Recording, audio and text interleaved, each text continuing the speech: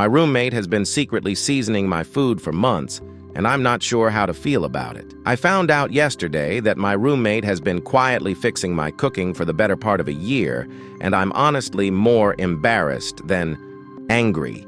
He's one of those people who can throw together dinner without measuring anything. Meanwhile, I need a recipe open on my phone just to make grilled cheese without getting nervous. A few months ago, I started noticing that my food was actually getting pretty good. Pasta had more flavor, burgers weren't dry anymore, and even the frozen fries somehow tasted better. I figured I was finally getting the hang of cooking. Apparently, I was giving myself way too much credit.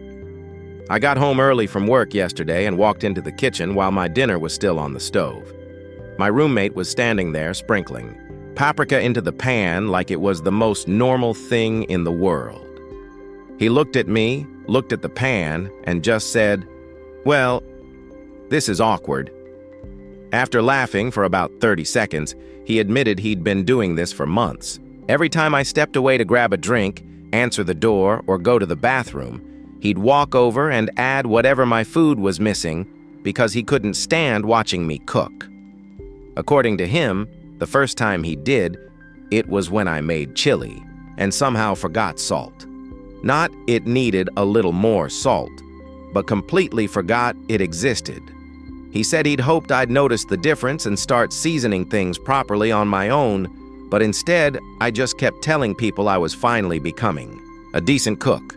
The funniest part is that he actually kept notes on his phone. He has a folder called Flavor Crimes, and it's full of little updates like chicken rescued, pasta beyond saving, and too much cumin. Even I couldn't fix that one. I was laughing until he mentioned that every compliment I'd gotten about my cooking happened on nights when he'd secretly intervened. Today, he wasn't home, so I made lunch by myself for the first time since finding all this out.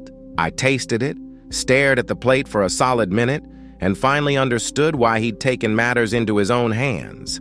It wasn't inedible or anything, but it definitely explained why he'd been carrying garlic powder around the apartment like it was emergency medical equipment. At this point, I'm debating whether I should be offended that he never told me or grateful that he apparently cared enough to prevent me from serving bland food to other people. Either way, I've accepted that. My biggest cooking achievement this year was accidentally having a roommate who refused to let me embarrass myself.